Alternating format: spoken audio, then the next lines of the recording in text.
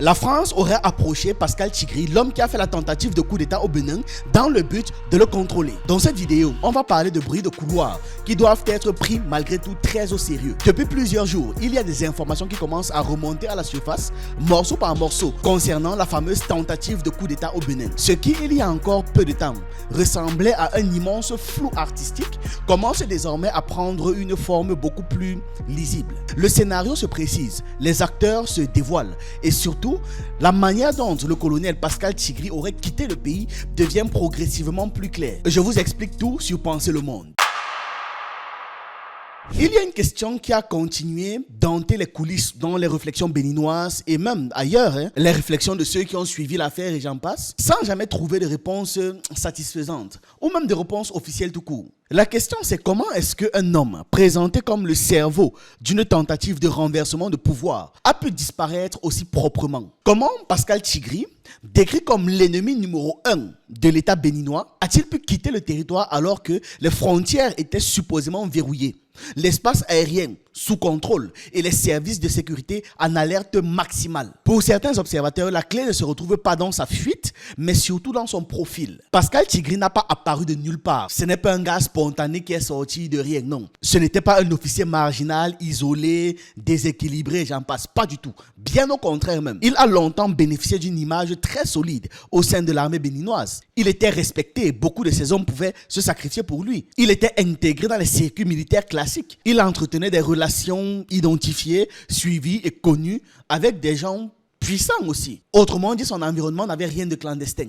Et c'est précisément là que certaines zones d'ombre commencent à apparaître. Selon une source anonyme, les services de renseignement étrangers, notamment les services secrets français, auraient eu connaissance bien avant l'heure du mouvement suspect autour de Pascal Tigri, donc de sa volonté de faire un coup d'État. On a eu des communications qui auraient été interceptées et qui le démontraient. C'était des signaux faibles, mais qui avaient révélé son plan ou son approche. L'hypothèse d'une tentative de coup d'État aurait donc été prise très au sérieux, mais c'était à un stade du projet qui était déjà très avancé, structuré, presque verrouillé, difficile à contenir pour les services secrets français. Face à ce scénario, il y a donc un recul stratégique qui s'est imposé aux services étrangers. Si Pascal Tigri parvenait au pouvoir, il aurait pu être tenté de rompre brutalement avec Paris, avec l'Élysée, et vouloir se rapprocher de l'AES, l'Alliance des États du Sahel. Dans cette configuration, l'option d'un affrontement frontal aurait présenté trop de risques. Une autre voie a alors été envisagée, tenter de le contenir plutôt que de le bloquer, c'est-à-dire le canaliser, le diriger,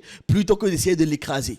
Toujours selon cette version, des intermédiaires français ont donc cherché à établir un contact direct avec Pascal Tigri. Il était question d'apaisement, qu'il présente des signaux rassurants pour l'Élysée et de promesses implicites. L'objectif était de conserver une marge de manœuvre sur l'avenir politique béninois, bref, de contrôler le pays. Quelle que soit l'issue de l'événement, ils avaient besoin que ceux qui restent au pouvoir au Bénin soient des valets de la France. Mais ce schéma se serait fissuré très rapidement concernant Pascal Tigri. Parce que les mêmes sources ont avancé que Tigri aurait joué à un jeu dangereux. Il multipliait les discours rassurants pour les intermédiaires français, tout en nourrissant une ligne radicalement hostile à la France. Une fois au pouvoir, pour les Français, il n'aurait donc eu aucune intention de composer avec la France. C'est cette lecture qui aurait alors provoqué un basculement stratégique brutal des services secrets. Et c'est comme ça qu'à la dernière minute, Paris a changé de camp. C'était devenu préférable pour l'Élysée de soutenir le pouvoir déjà en place, qu'il maîtrise, qu'il contrôle très bien, que de miser sur un nouvel officier jugé imprévisible, idéologiquement hostile et ingérable sur le moyen terme. Mais ce retournement a posé un problème majeur. Il ne fallait surtout pas que les autorités béninoises découvrent qu'il y avait des préparatifs d'un coup d'État qui était connu depuis longtemps par les services secrets français, sinon ils allaient mal le prendre. Résultat, l'alerte a été donnée très tardivement. Trop tard pour empêcher le passage à l'acte, mais suffisamment tôt pour organiser une riposte. Lorsque les hommes de Pascal Tigri sont entrés en action, le dispositif sécuritaire avait déjà été préparé. Arrestation rapide, neutralisation immédiate, le pouvoir aurait pu affirmer publiquement qu'ils attendaient les mutins. D'ailleurs, le pouvoir a publiquement affirmé qu'ils attendaient les mutins. Le truc, c'est que ce que Pascal Tigri ignorait à ce moment précis, c'est qu'il avait déjà été abandonné. C'est à ce moment-là qu'une décision lourde de conséquences a été prise, c'est-à-dire organiser sa sortie du territoire. Non pas une fuite improvisée, mais une extradition discrète. Selon les mêmes sources, Pascal Tigri et un cercle restreint de proches aurait quitté Cotonou, escortés dans des véhicules militaires encadrés par des officiers liés au pouvoir. Des éléments français auraient également été présents pour l'escorte. C'est là que la question devient vertigineuse. Comment un homme supposément géolocalisé, surveillé, recherché, a pu traverser un dispositif sécuritaire complet sans autorisation tacite? Arrivé à la frontière, ses téléphones auraient été confisqués puis détruits afin d'effacer toute trace compromettante. Il aurait ensuite franchi la frontière togolaise. Pendant ce temps, ceux qui n'auraient pas eu accès à l'ensemble du jeu, qui ne comprenaient pas l'ensemble du tableau, c'est-à-dire les soldats subalternes, les exécutants, c'est eux qui auraient été arrêtés, les seuls à payer le prix. À ce stade, il y a certains qui commencent à évoquer l'hypothèse d'un coup d'État manipulé. Non pas une simple trahison, mais littéralement une opération instrumentalisée. L'idée d'un faux coup d'État utilisé pour neutraliser des opposants internes, durcir le régime et renforcer l'appareil sécuritaire est en train de faire son chemin. Il convient toutefois de rappeler, et c'est très important, que cette version repose essentiellement, tout ce que j'ai raconté là repose essentiellement sur une source unique, anonyme et invérifiable. L'enquête officielle reste en cours et d'autres éléments pourraient infirmer ou nuancer le récit que je viens de faire. Dans le même temps, on a de nouvelles informations qui laissent entendre que les services français sont en train de préparer un dossier visant à impliquer le Burkina Faso dans cette tentative de coup d'État avorté au Bénin. Un document confidentiel aurait fuité. Et cette fuite modifie profondément la lecture régionale de l'affaire.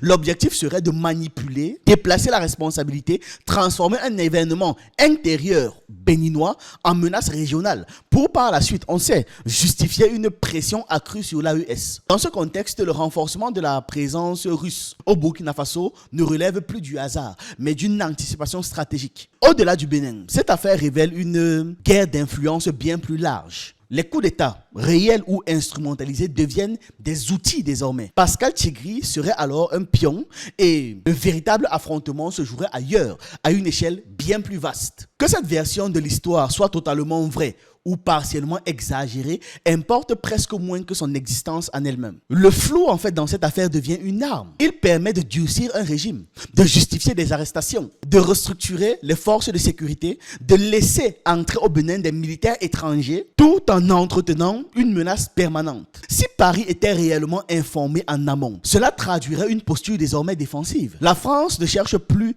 à imposer, mais à limiter les dégâts, à limiter les casses, à limiter les pertes. Le Bénin va devenir un verrou stratégique, un tampon entre l'AES et le golfe de Guinée. Là, on n'entre plus dans une ère de coup d'État spontané, mais dans celle des tentatives contrôlées, parfois avortées volontairement, parfois utilisées même comme prétexte par la suite. Le putsch devient un outil narratif autant qu'un outil militaire, autant que les médias, parce que n'importe qui peut organiser un putsch et à partir de là, faire tout et n'importe quoi dans le pays sous prétexte de sécurité. Si cette lecture se confirme, le Bénin ne serait que le théâtre secondaire. Le véritable affrontement oppose désormais la France et ses valets contre l'axe AES-Russie. Tigri, Talon, les mutins, tout ce beau monde-là serait en fait des acteurs locaux pris dans un mécanisme plus global. Quand un coup d'État échoue trop proprement, quand certains disparaissent pendant que d'autres tombent, il faut toujours se demander qui contrôlait réellement le tempo. L'Afrique est en train de changer de catégorie. Longtemps considérée comme un terrain de jeu pour les grandes puissances, elle commence désormais à s'imposer comme l'un des piliers centraux du nouvel ordre mondial multipolaire qui se met en place. Et selon Moscou, ce rôle ne fera que grandir dans les années à venir. C'est en tout cas le message porté par le ministre russe des Affaires étrangères, Sergei Lavrov, lors d'une réunion officielle du Conseil des chefs des entités de la Fédération de Russie rattachées au ministère des Affaires étrangères. En clair, pour la Russie, le tableau il est simple. L'Afrique n'est plus un figurant, mais un acteur principal qui entre enfin sur le devant de la scène mondiale. Lavrov explique que de plus en plus de pays africains veulent désormais reprendre la main sur leurs propres richesses. L'idée n'est pas de se fermer au monde, mais plutôt de coopérer sans se faire dépouiller. En gros, travailler avec tout le monde, oui, mais à ses propres conditions. Selon lui, l'Afrique devient progressivement l'un des socles du monde multipolaire. Et son poids politique, économique et financier est appelé à augmenter très fortement dans les prochaines années. Le chef de la diplomatie russe parle même d'un second réveil du continent africain. Après les indépendances politiques, va maintenant venir le temps de la souveraineté réelle, économique, financière, stratégique, militaire, j'en passe. Lavrov décrit donc l'Afrique comme un continent d'avenir, immensément riche, mais dont les ressources ont longtemps profité à d'autres. Dans ses échanges avec les dirigeants africains, la Russie affirme ressentir une attente claire. Selon Lavrov, de nombreux pays africains regardent Moscou comme un partenaire potentiel et cette relation est devenue une priorité majeure de la politique étrangère russe. Devenir ce partenaire-là, parce que la Russie gagne énormément. Il insiste d'ailleurs lourdement sur ce point. En Afrique, la Russie serait attendue et ce message lui serait régulièrement répété par ses interlocuteurs africains. Pour Moscou, il ne s'agirait donc pas d'un simple intérêt passager, mais d'un choix stratégique assumé, inscrit durablement dans sa vision diplomatique. N'oublions pas qu'il était en train de parler à l'appareil des services étrangers russes. Donc, gardons le contexte en tête. Sur le plan concret, Lavrov a également annoncé que la conférence ministérielle du Forum de partenariat Russie-Afrique va se tenir au Caire le 19 et 20 décembre 2025. L'un des sujets majeurs à l'ordre du jour sera donc la préparation du 3e sommet Russie-Afrique prévu pour 2026. Autrement dit, on ne parle pas d'un rendez-vous isolé, mais d'un processus au long cours. Début décembre, la porte-parole du ministère russe des Affaires étrangères, Maria Zakharova, avait déjà précisé que cette conférence accorderait une attention particulière aux questions commerciales, économiques et aux investissements. En clair, on passe des discours aux affaires sérieuses, chiffres et contrats sur la table. Tout sera là. À l'origine, cette conférence devait se tenir en novembre, mais elle a été reportée. La date définitive des 19 et 20 décembre a finalement été confirmée par Moscou au début du mois de décembre. Pour rappel, la toute première conférence ministérielle du Forum Russie-Afrique était tenue à Sochi le 9 et 10 novembre 2024, marquant donc le début officiel de ce partenariat structuré. Voilà, c'est ce que j'avais à partager avec vous dans cette vidéo. Dites-moi ce que vous en pensez en commentaire. J'attends vos avis, vos analyses et on se retrouve une prochaine fois.